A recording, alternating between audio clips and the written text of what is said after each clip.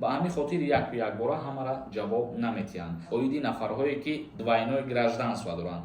Федератсияи Русия бо тариқи аэропорти Внуково омад ба шаҳри Душанбе ариза менависонед ва ҳуқуқи падарихтона муайян мекунед. Тамом. Ассалому алайкум ба ҳама тамошобинони барномаҳои Сорбон Сафаров. Тамошобинони азизу гироми қадр, ҳатман дар видео лайк монед ва то охирша видеора тамошо кунед. Бародарони азизу гироми қадр, фаромӯш накунед ки ма рӯзи финали конкурса аниқ кардагим. Мумкин баъди ин ҳами видео билетҳои мо тамом шава. 1800 донаи дига билет мондагия. Я ҳаракати дига кунем бародарои азиз, бидроен ҳозир билетҳоро бихарем тамом шаванд. Ба 1000 рубл 10 дона билетҳо метиҳем. Ин ҳамин номерои WhatsApp ки дар рӯи экран мебинен, дар ҳамин номери WhatsApp картаи Сбербанк ҳастад. Карта ба номи Мунис Хуршедович мебурояд. Сумтона бупартоена, чектона дар ҳамин WhatsApp равон кунед. Ҳамагӣ 74 дона приз дора. Конкурс шанси бурд кардан бениҳоят калон аст. ҳаракат ки билета бихар. ахбороти нав ба маълумоти ҳамаи шумо мерасонем. оиди рейдҳо дар Федератсияи Русия ва оиди нафарҳое ки дар рейдҳо дастгиршон карда буданд, видварения ё ки депортатсияшон кардан ба Тоҷикистон равоншон кардесиянд. муҳоҷирони боздоштшуда дар Федератсияи Русия ба ҷумҳурии Тоҷикистон фиристода мешаванд. гуфта мешавад ки шаҳрвандони ҷумҳурии Тоҷикистоне ки дар пайи ана ҳамин гуна рейдҳое ки дар Федератсияи Русия вуҷуд дорад, ҳар кадомеша ки дастгир карда буданд, акнун вақте расид ки ана ҳамун нафарҳое ки дар спецприён қарор доранд ё ки дар ҳамун сахр ва бурда боздоштшон кардагиянд, ана ҳамвора аяклав ба ҷумҳурии Тоҷикистон равона кардан мегиранд. бародарони азизу гироми қадр, фаромӯш накунед ки дар Федератсияи Русия вақте ки шуморо бе ягон ҳуҷҷат, махсус бе патент ва бе регистратсия дастгир мекунанд, дар ҳамин ҳолат шуморо ба спецприён мебаранд ё ки ба сахр ва мебаранд, дар уҷа дар боздоштгоҳ нигаҳдорӣ мекунанд. фаромӯш накунед ки вақте ки шаҳрвандои ҷумҳурии Тоҷикистон дар спецприён маҳкаманд, вора якбора ҳамаша ҷавоб наметиҳанд. этап мекунанд, дар як ҳафта як маротиба. ин чиза хитон хубтар медонед. этап карда дар як ҳафта як маротиба 10 нафар ё ки 5 нафар ё ки 20 нафара номнавис карда ҷавоб метиҳанд. чунки аз сабабе ки ғайри шаҳрвандони ҷумҳурии Тоҷикистон дар уҷа боз ҳастаи шаҳрвандони мисол дигар миллатҳо. ба ҳамин хотир якбора ҳамара ҷавоб наметиҳанд.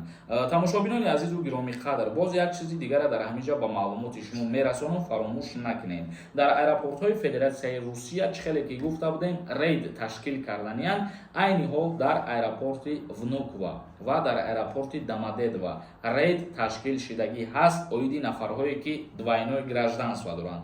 хубтар бигирем агар оиди нафарҳое ки паспорти российский доранд. лекин ин рейд аллакай дар аэропорти Внуково бисёртар рафтаистад. мо худмон шоҳиди ҳамин чиз шудем. як бародаре ки аз Федератсияи Русия бо тариқи аэропорти Внуково омад ба шаҳри Душанбе, бо ҳамво ҳам суҳбат шудем ва пурсупос кардем. дар ҳақиқат гуфт вуҷуд дорад. тамошобинони азизу гироми қадр, акнун мегзарем ба қисми хондани комментарияҳо. бо диққат гӯш кунед. як каса ман ба ҳамаи шумо тавсия метиҳам, агар шумо бихоҳем ба границаи Қазоқистон сафар кунем, ин ҳамин рақамҳое ки дар рӯи экран мебинед, занг бизанед, бо нархи арзон шуморо ба границаи Қазоқистон мебара ва ба хости худо меоратон. бо як кас нависонда: ассалому алайкум, ман да кӯдак дорам, ЗАГС нест, кӯдакҳо қатъи модарашон дар Россия, как падар дар метриска навистагӣ. масъалаи хизмати ҳарбӣ чӣ хел мешавад? ман 26 сола. дар ҳолате ки шумо ду фарзанд дорен ва агар дар қайди ЗАГС набошен, яъне ки бо ҳамсартон ЗАГС накардагӣ бошен, дар ҳамин ҳолат фарзандо ба номи шумо ки бошанд, шуморо ба хизмат даъват намекунанд. ҳоло он ки вақте ки шумо ЗАГС надорен, барои фарзандора метрискагирӣ мерен, дар уҷа як ариза менависонед ва ҳуқуқи падарихтона муайян мекунед. Тамом. азиз тиҷай нависонда: ассалому алайкум акай Сорбон сози хубӣ, дигин бора менависам, хизмати алтернативии пулакӣ банк кай сум меспоранд, кай банка меспоранд, вақташ кай меояд? ҷавоб диҳед.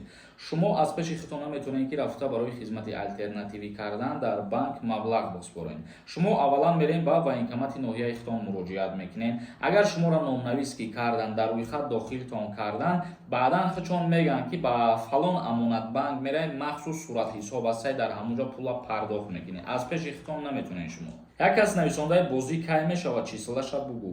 тақрибан 5-6 видео кардем ва дар ин мавзӯъ гап задем бародарои азиз. Маълуме ки баъзе нафар видеоҳои моро хуб гӯш намекунед. Значит, рӯзи финала мо 12 октябр соати 21:00 ба вақти Тоҷикистон мондагим. Як каси дигар нависонда: ассалому алайкум акаҷон, грижара хизмат мебаранд. Агар диск грижа доштагӣ боша ба хизмати ҳарбӣ даъват карда намешавад. Тоҳирҷон нависонда: ассалому алайкум акаҷон, ман 17 солаем. Мегуфтӣ ки ба хизмати ҳарбӣ даъват мекунанд, мактаб намехонам. Мегӯянд ки тира аблава меқапа.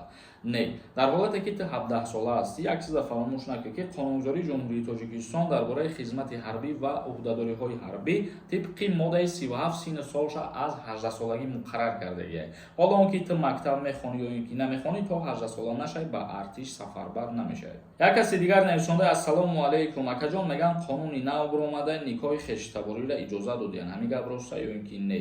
Не, ин гап рост нест. Дар кодекси оилавии Ҷумҳурии Тоҷикистон ягон тағйироту иловаҳо ворид нашида дар ҳамин мавзӯе ки шумо гуфтем. Як каси дигар нависонда: салом ака, метавонем саволомона дар WhatsApp-тон бинависем? Не бародари азиз, ӯ WhatsApp-е ки ман номерои телефонша мемонам, WhatsApp-и ман нест, ӯ WhatsApp-и конкурсае бародаро.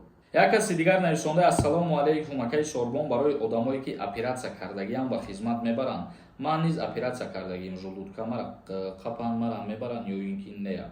Бародарои азиз, хоб ҳама як чиза бо диққат гӯш кунед. Дар ҳолате ки шумо агар ягон беморӣ дошта бошед ё ки ҷарроҳӣ нав кардагӣ бошед, шумода аз ҳамун духтур ягон ҳуҷҷат метиҳанд. Мисол, шумо вақте ки ба хизмата бояд даъват бишед, вақти призов даъват кунед сар шава ва шумо бемор бошед, агар ба ҳамун духтур муроҷиат кунед, ба шумо ҳуҷҷат метиҳад. Дар ҳолате ки бемор бошед, дар ҳолате ки ҳуҷҷат надод, значит саломатӣ 100%. Ворисиддин нависонда: ассалому алайкум акаҷон, оё студент иҷозати ронандагӣ дорад ё ин ки не? Гаи ё аблава студента ба мошин биқапа хизмат мебарад ё ин ки не? ҳар як донишгоҳ, ҳар як корхона ва ҳар як чизе ки ҳаст ба худаш оиннома дорад бародарои азиз. Дар оинномаҳои донишгоҳҳои Ҷумҳурии Тоҷикистон донишҷӯ ба воситаи нақлиёт ба дарс ҳозир шиданаш қатъиян манъ мебошад. Вале берун аз дарс бале иҷозат ҳастае ки мисол мошина икна ё ягон кору фаъолият кунад ба мошин. Тамошобинони азизу гироми қадр, видеоро ҷамъбаст мекунем. То наворҳои дигар, худованд ҳамаи мо шуморо нигаҳбон бошад.